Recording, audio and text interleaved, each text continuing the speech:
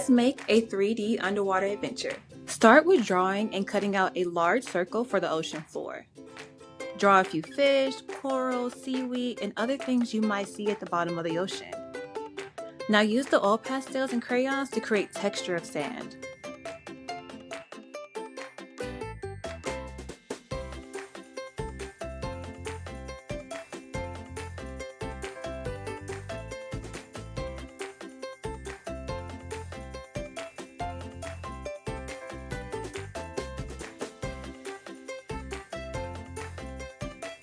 You can find all kinds of colorful creatures under the sea.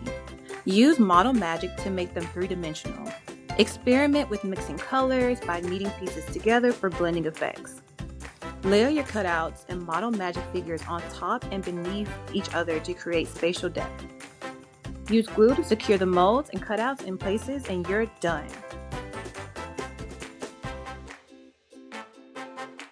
Parents and teachers, subscribe to Crayola Learning's YouTube channel and follow us on social media for more colorful, creative ideas.